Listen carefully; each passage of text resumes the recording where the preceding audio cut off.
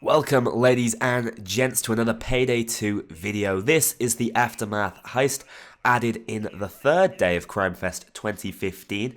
It's a single-day loud heist given to you by Vlad as the contractor.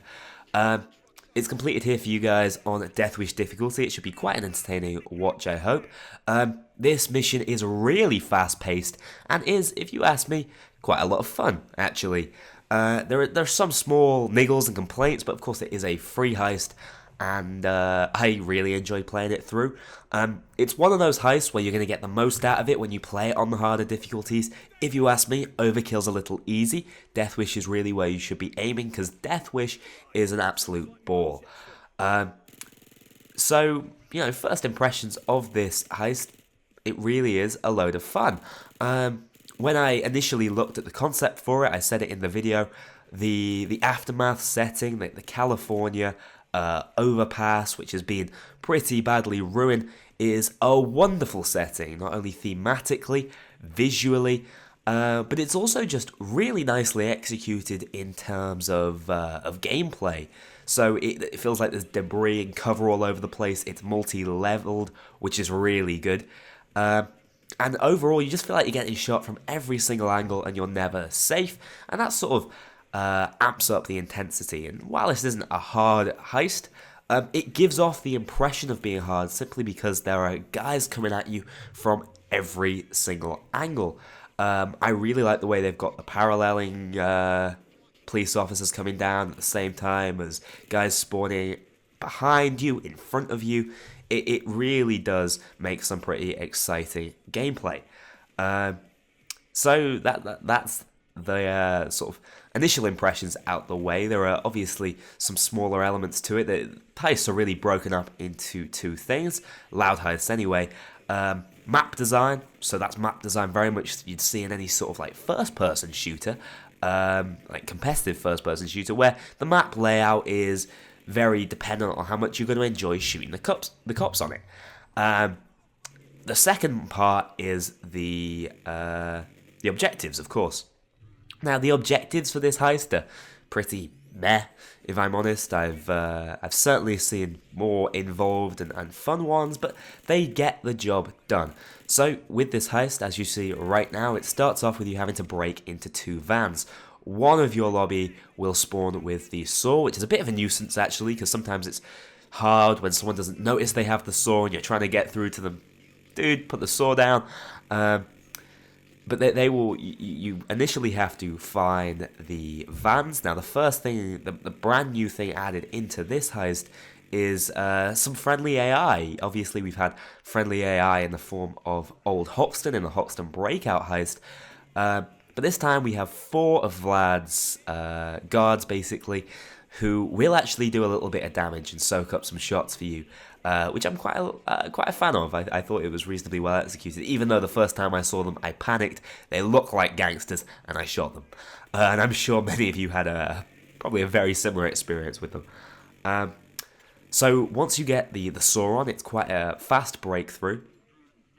It doesn't feel nearly as irritating as the drill, it's fixable much faster, and I think that was a really good design choice with this heist, because everything feels so fast-paced with it, because there's so much going on.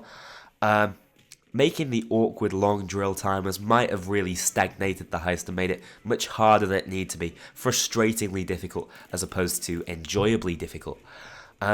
So once you've cracked into the safes, you've got to move them on out. On Deathwish, there's 12 of them to move, which is quite a handful. You're going to be slow with them on your backs, but one thing worth noting is cops can't pick up safes, which is interesting. It's one of the reasons I think this heist is slightly easier. It means you can just dump them anywhere.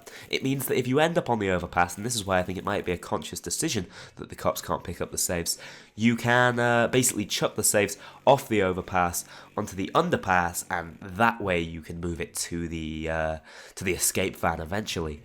And so, I like that. I like that they've made it more possible with the random number generator if you end up with the vehicles being on the overpass, but it does seem slightly strange that the cops aren't able to pick up your loot bags, essentially, even though they are the safes.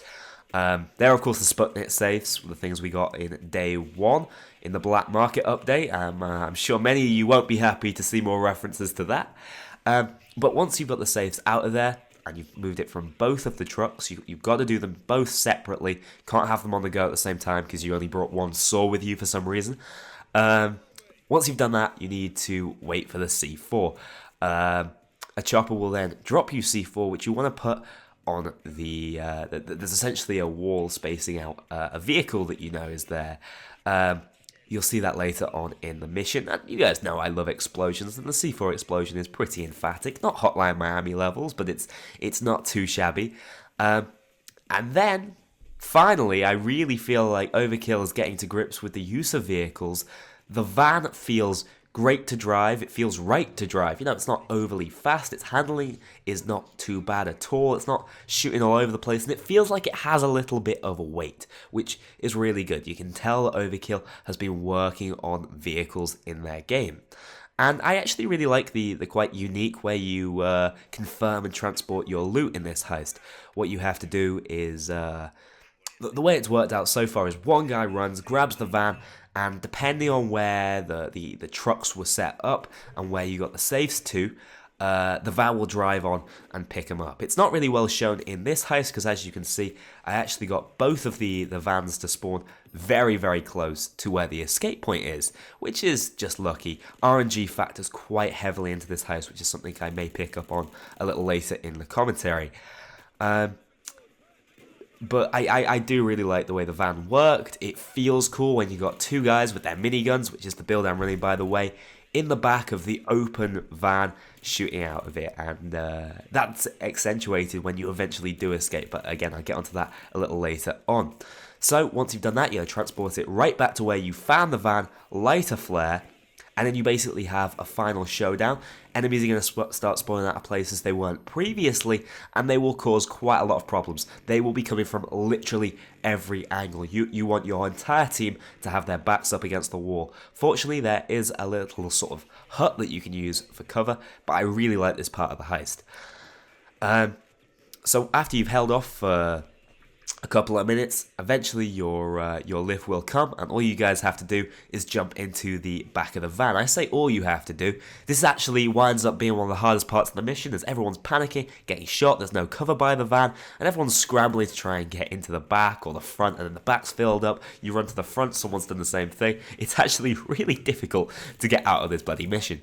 But I really like the way you do it, you know, being airlifted out, hanging out the back of the van. It's really cool. It reminds me my old fanboy days, Call of Duty 4, when you're flying away in the helicopter, and of course the nukes go off. But nothing quite as dramatic happens here. You just get a little image as you fly away. And one thing is also worth noting, I've already said I really like the visuals on this heist, but it does look like Overkill has sort of just improved on doing background textures. Things look a little nicer than they have previously, because let's be honest, background textures are pretty shabby within Payday, and I didn't notice that within this heist, which is really nice and refreshing. Alright, now I have walked you through the heist and what I like. I think it's time to talk about a couple of the invisibles of the heist. Those being things that you don't really notice immediately, but they're things you will feel within a heist. So that means the music. For one, this brand new track is one of my absolute favorite loud tracks. I adore it. It's phenomenal. Really good work, of course, by Simon Vickland on that one. And it's one of the reasons I think I've so enjoyed playing this heist on Deathwish, where the assaults don't end and that track keeps playing. And generally, I don't even like that style of music very much, so I really give that one a 10 out of 10. Also worth talking about, I've already mentioned the gameplay effects of it being multi-layered. I've already sort of mentioned the visual effects of it.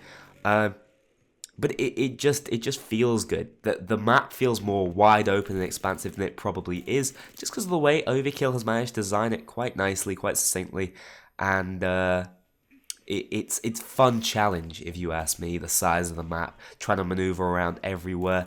What they haven't done is drop too many snipers in the map.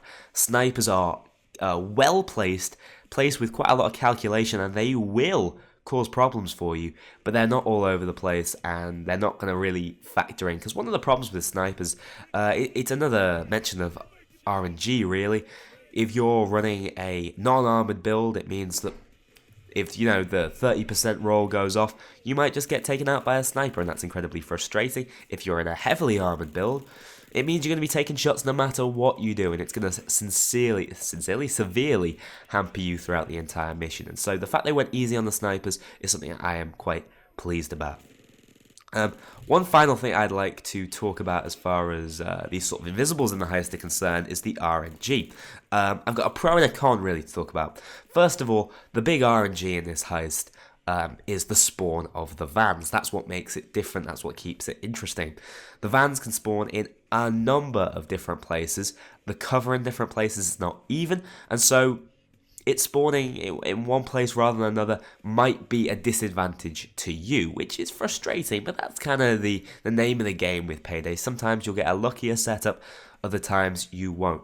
I feel in this heist, it's slightly too accentuated if you get lucky like we did here, and we get two close, well-covered spawns right near the escape. The heist is going to feel much easier than it potentially would be if you're miles at the opposite end on top of the overpass. So that is a minor complaint, but it's not something that I could ever imagine being changed. I do like the randomness of it all, and to be honest, I had just as much fun completing the heist with relative simplicity as I did here on Deathwish, as really fighting tooth and nail when I got the bad spawns. So not much really to complain about there. There are a couple of bugs within this, which is to be expected. Those will of course be fixed in future updates.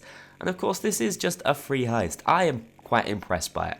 I haven't heard amazing feedback from the community about it, but generally I think this one's gone down much better. Lots of people of course haven't forgiven Overkill for day one. I consider myself a modder at the community, and I do think it's a forgivable offence as long as Overkill addresses it, which they have yet to do. So I do understand people's current complaints. If you guys aren't sure what I'm talking about, which I'll be amazed if you're not, we're talking about the microtransaction update, the black market. But anyway, I'm going to leave you, I think, with the rest of this gameplay now. My final thoughts are really Overkill could have done a much better job with this sort of mission. Obviously, they could have done one that was bigger, better, more days. But I think this is I've had more fun with this than I have with many recent heists added. Despite it only being a one-day heist with a pretty linear setup to it. But that might just be me. I genuinely do quite enjoy these combat-heavy heists such as this one. So Aftermath gets a thumbs up from me. Thank you very much, not only to the 4 guys who helped me here. I had, or the 3 guys I should say. I helped myself. But also thank you to the 3 guys that helped complete the 2 achievements for this heist with me, my first Deathwish completion. I would have uploaded that one, of course, but I actually had a slight glitch. Like I said, there are currently with this heist with the music not playing for some reason. And like I said, it's my favourite track in a really long time. So I did really want to show off the music in time with the heist, you know, when the build-up goes on. Other than that, really enjoyed it. Great heist. Whether you guys are going to agree with me or not, I do not know. I'd love to hear your opinions in the comments below. Let's try and keep things civil, though, this time, guys. And what else? Oh, yeah, no, Hoxton has an absolutely brilliant line. Most of you know I'm British, and I'm from the north of England. And he says, when he walks around to the area with all the currently homeless people, he says, this smells like Manchester, which is, while I'm not from Manchester, I appreciate the joke. So thanks a lot, Hoxton. That's a lot, Overkill, for giving me a heist that I really did enjoy. So Crime Fest Day 3 was a big success for me. I'm hoping Crime Fest Day 4 is more like today's and not like the first days. Thanks a lot for watching, and I will see you all in the next one.